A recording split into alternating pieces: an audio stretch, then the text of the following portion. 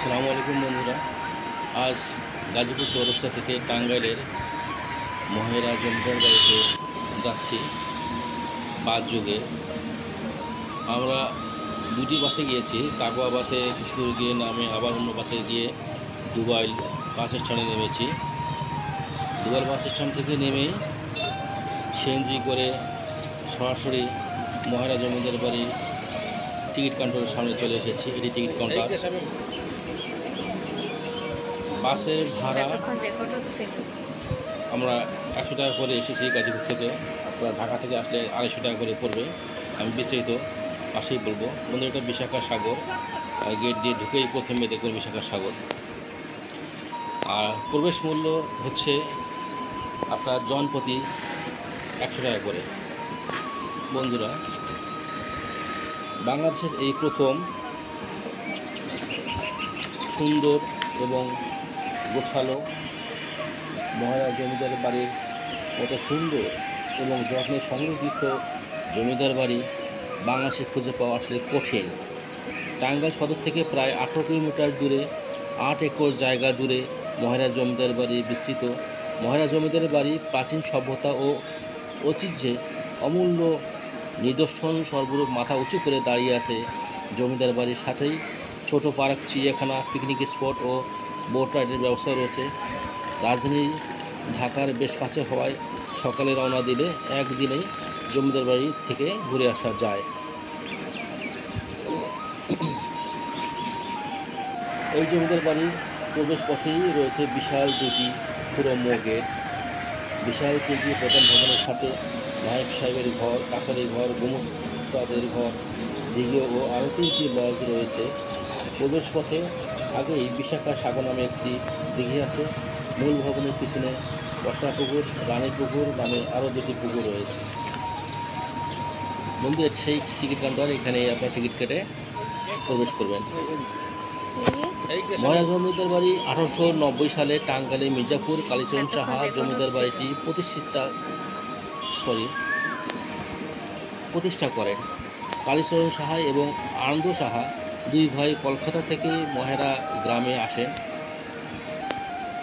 জমিদারি ছাড়াও তারা পাট এবং লবণের ব্যবসা করতেন। বাংলাদেশের বিভিন্ন অঞ্চল থেকে তারা বিশাল জমির মালিক ছিলেন।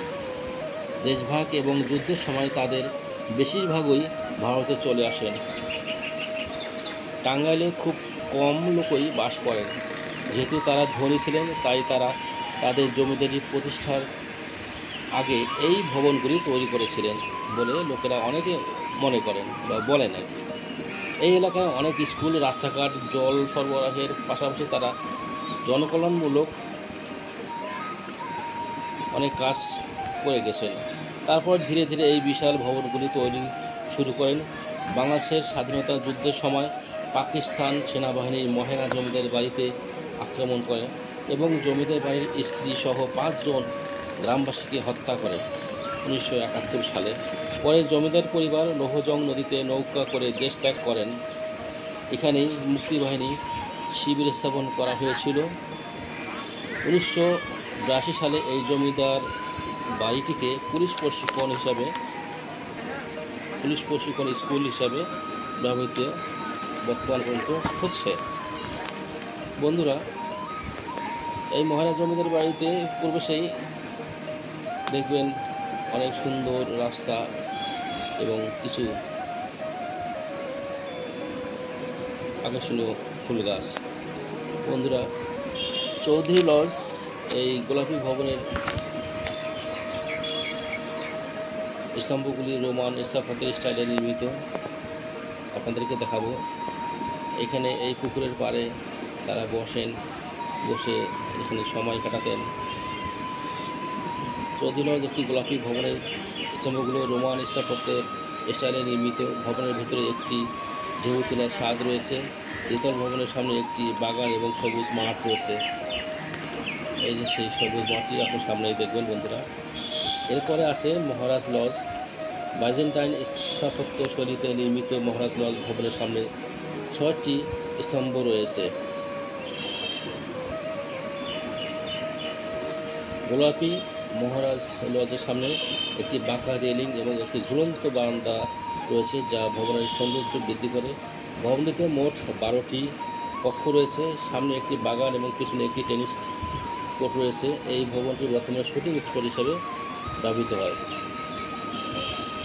এইটি আনন্দ লজ। আনন্দ লজের সামনে হরিণ, বাঘ এবং প্রাণীদের ভাস্কর্য এবং একটি বাগান রয়েছে, যা ব্রিটিশ আমলের স্থাপত্যের প্রতিনিধিত্ব করতেন। এটি কাছারি ভবন। এর পিছনে আছে কালীচরণ লজ।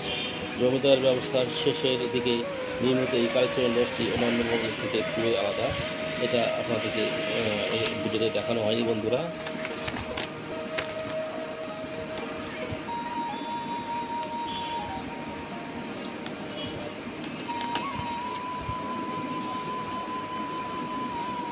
বন্ধুরা, উপরের ভবনগুলো ছাড়াও ময়রা জমিদার বাড়িতে রয়েছে নায়েব ভবন, কাছারি ভবন, রানীমহল। রানীমহলটি পিছনের দিকে আপনারা এটা দেখতে পাবেন, কারণ তখন জাদুঘর তার পাশে আছে। বন্ধুরা, শুরুতেই বলেছিলাম যে এখানে শিশু পার্ক প্রবেশ মূল্য 100 টাকা, শিশু পার্ক হচ্ছে 20 টাকা করে। গাড়ি পার্কিং 50 টাকা এখন বাড়িয়েছে। আর আপনারা যদি সুইমিং পুলে সাঁতার কাটতে চান তাহলে 300 থেকে 400 টাকা গুনতে হবে। আপনারা কিভাবে যাবেন? ময়রা জমিদার বাড়ি দেখতে আপনাকে যেতে হবে টাঙ্গাইল জেলার নটিয়াপাড়া বাস স্ট্যান্ড বা দুবাইল বাস স্ট্যান্ড। ঢাকা থেকে এর দূরত্ব 70 কিলোমিটার। বাস যেতে সময় লাগে 2 থেকে 2.5 ঘন্টা। তবে ঢাকা টাঙ্গাইল রোডে প্রায় জ্যাম থাকে, তাই সময় বুঝিয়ে আপনারা বের হবেন। ঢাকার মহাখালী বাস টার্মিনাল থেকে বিনিময়, ঝটিকা, ধলসরি ইত্যাদি বাস টাঙ্গাইলের উদ্দেশ্যে যাত্রা করে। এই সমস্ত বাস ভাড়া লাগে মাত্র 200 থেকে 250 টাকা। পছন্দ মতো আপনারা যে কোনো একটি বাসে উঠে পড়বেন। নটিয়াপাড়া বাস স্ট্যান্ড বা দুবাইল বাস স্ট্যান্ডে নেমে রিক্সা বা সিএনজি যোগে আপনারা এই ময়রা জমিদার বাড়ি প্রশিক্ষণ কেন্দ্রে আসবেন। ময়রা জমিদার বাড়িটি বর্তমানে পুলিশ প্রশিক্ষণ কেন্দ্র হিসাবে ব্যবহৃত হচ্ছে।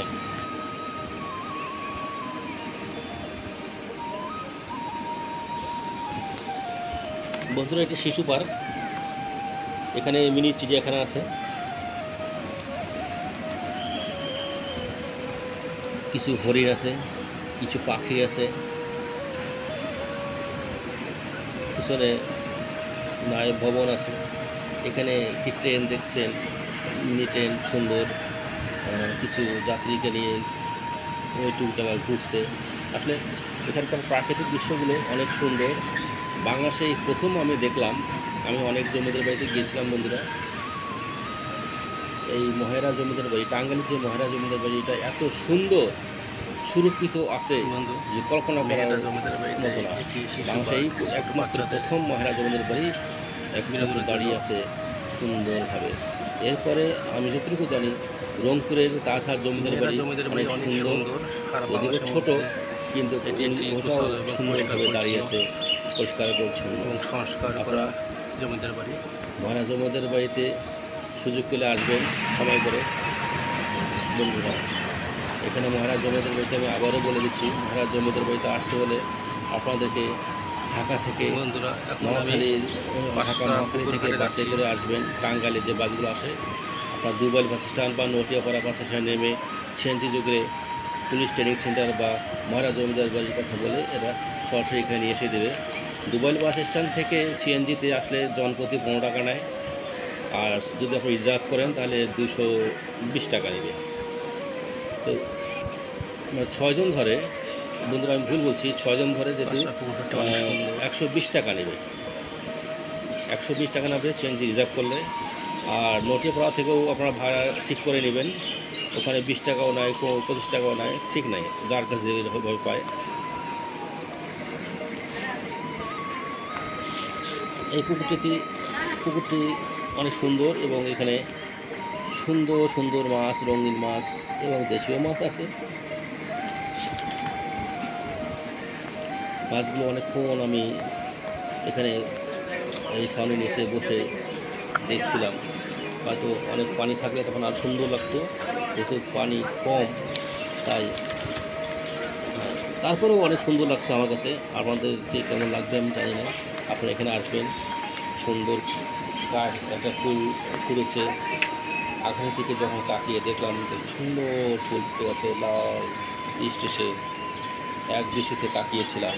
বন্ধুরা, এই যে আপনার ফুলের বাগানটা দেখছেন, এর পিছনেই আছে আপনাদের একটি ফাস্ট ফুডের মতোই, ফাস্ট ফুড বলা যাবে না, খাবারের দোকান। এখানে চটপটি, আইসক্রিম, মুড়ি মাখা এ ধরনের কিছু খাবার পাওয়া যায়, পানি।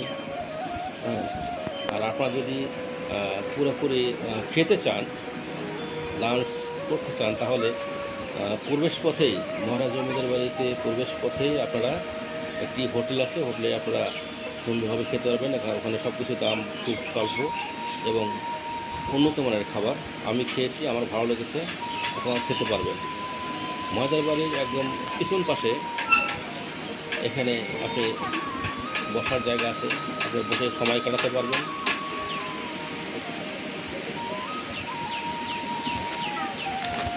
আমরা অনেকক্ষণ বসেছিলাম, অনেক ভালো লাগছে।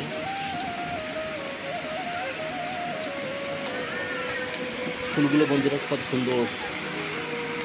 আমরা যেখানে বসেছিলাম সেখানে তার পাশেই এই ঝর্ণাটা দেখতে অনেক সুন্দর লাগছিল আমার কাছে।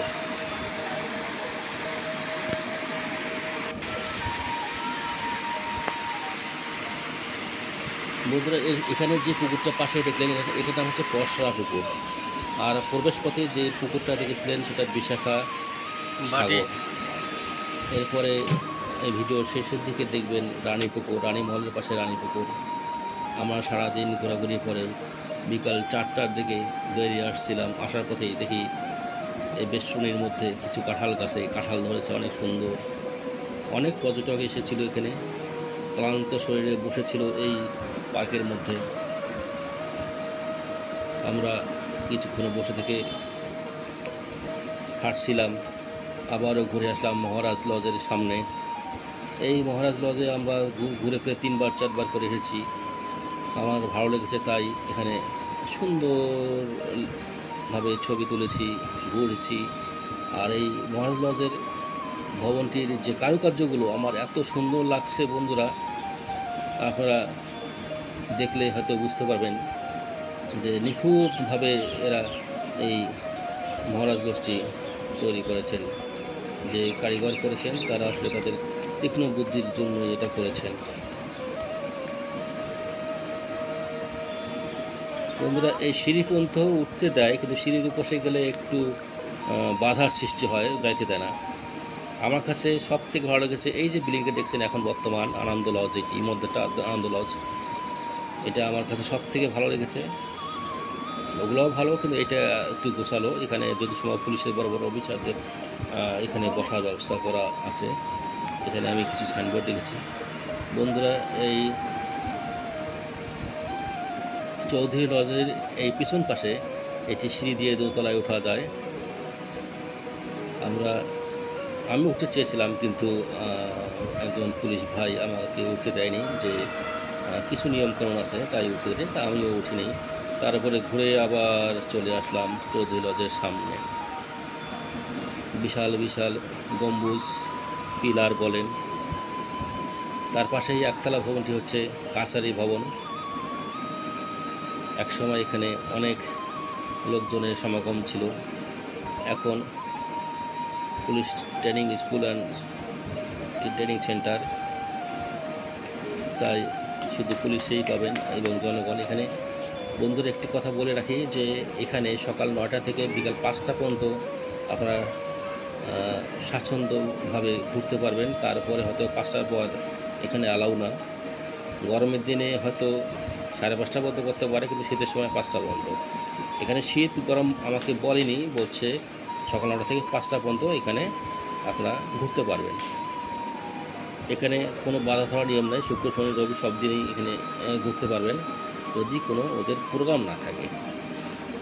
বন্ধুরা, এই যে বাগানটি কত সুন্দরভাবে ঘাসগুলো সবুজ রঙে রাঙিয়ে আছে।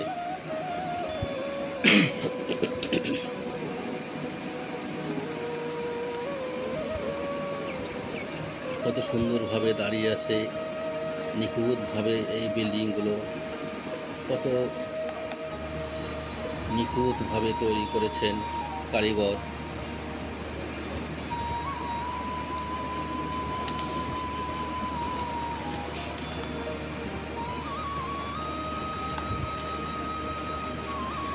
বন্ধুরা, এত সুন্দর একটি জমিদার বাড়ি কার না ভালো লাগে।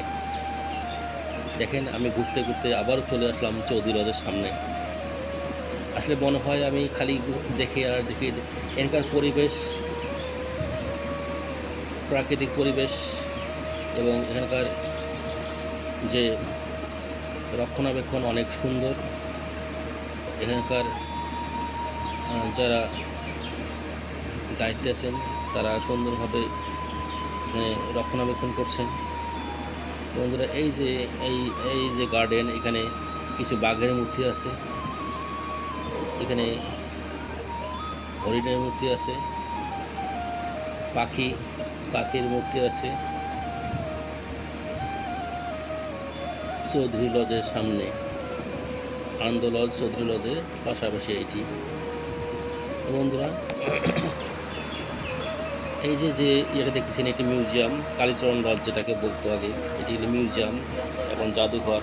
এখানে পূর্বের কিছু আছে জমিদারের এবং বর্তমানে পুলিশের কিছু পোশাক সমস্ত আছে। এইটি হচ্ছে নায়েব ভবন, 2 তলাটি। এর পাশে বাম পাশেই আছে রানীমহল, শেষের দিকে আছে রানীপুকুর। রানীপুকুরটি বন্ধুরা পানি শুকিয়ে গেছে, একদম শুকনো, যার ফলে আসলে আমার কাছে রানীপুকুরটি ভালো লাগে নাই। তবে পানি যদি থাকে তাহলে অবশ্যই সুন্দর লাগবে। মিউজিয়ামের সামনে এই যে মাঠটি অনেক সুন্দর। আমি অনেক কাছ থেকে দেখেছি এবং ঘুরেছি, বসেছিলাম, আমার কাছে অনেক ভালো লাগছে। আপনাদের অবশ্যই ভালো লাগবে। এখানে বাইরে জুতা খুলে প্রবেশ করতে হয়, এখানে কোনো প্রবেশ ফি দিতে হয় না। এই যে বন্ধুরা, এটা অনেক আগে পুলিশের গেট ছিল।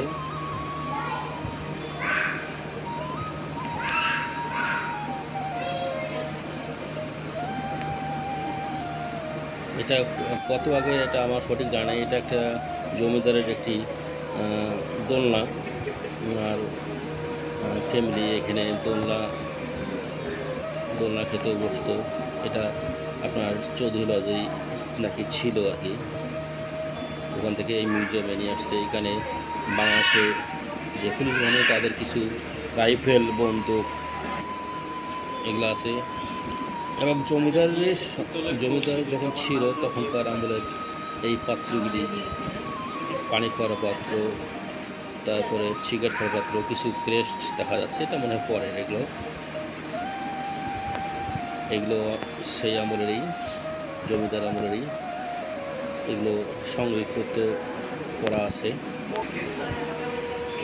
এইটি জমিদার বাড়ির আপনার রেলিং বা গ্রিলের একটি অংশ ভেঙে গেছে, এটি এখানে নিয়ে এসে সংরক্ষিত করে রেখেছেন। কিছু ছবি দেওয়া আছে মহারাজা জমিদার বাড়ির। বন্ধুরা, এখানে এটি দেখার মতো, আমি বলবো এটি দেখার মতো। আমাদের বাংলাদেশে এত সুন্দর সুন্দর জিনিস আছে, এত সুন্দর সুন্দর জমিদার বাড়ি আছে। আসলে যদি না ঘুরি তাহলে আসলে আপনারা জানতে পারবেন না। আমরা ঘুরেছি তাই জানতে পারছি। আপনারাও চেষ্টা করবেন ঘুরতে, দেখতে, আপনারাও জানতে পারবেন বাংলাদেশের। আসলে বাংলাদেশ অনেক সুন্দর, বাংলাদেশে অনেক কিছুই আমাদের এখনও অদেখা আছে।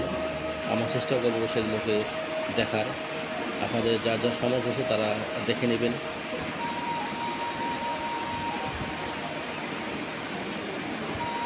বন্ধুরা, এখন তো লাল বর্ণের নেই, এখন সবগুলো সাদা রঙের করেছে। শুধু আপনার ওই মিউজিয়ামটি শুধু আগের মতোই আছে।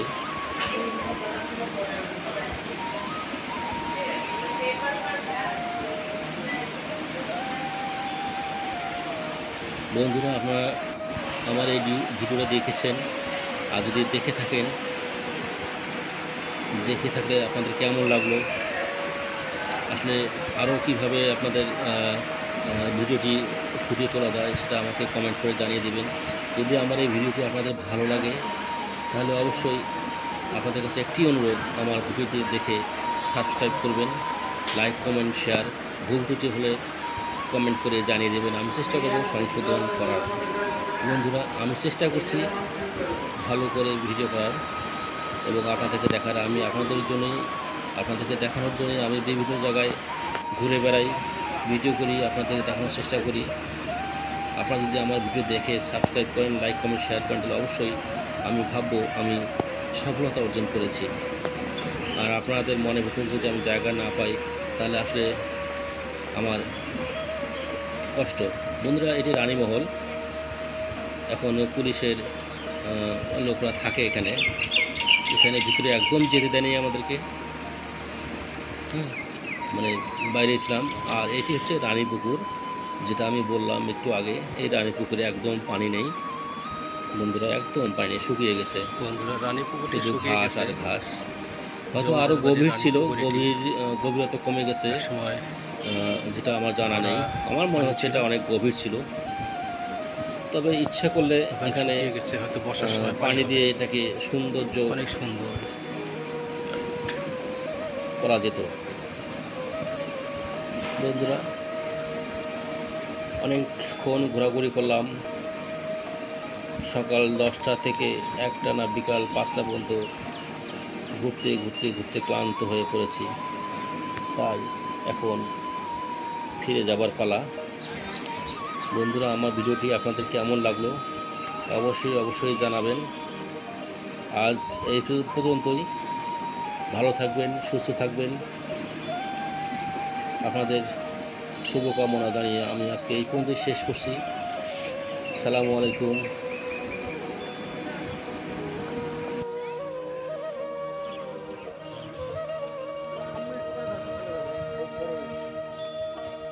সবাই চলে যাবে।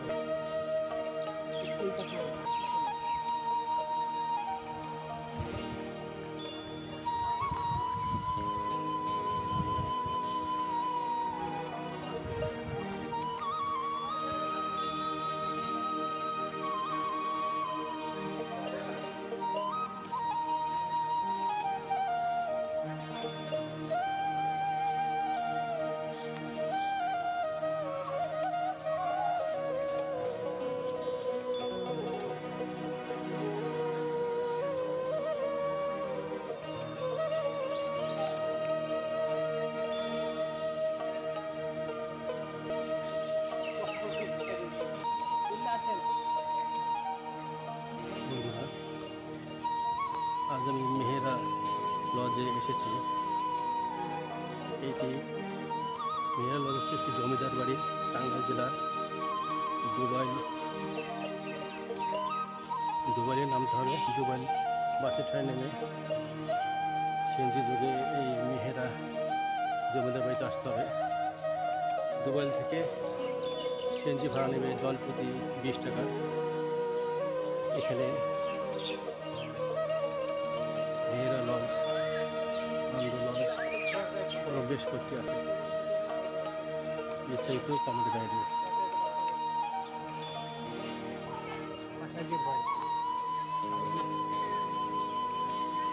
এখানে বসে একটু ছায়া আছে।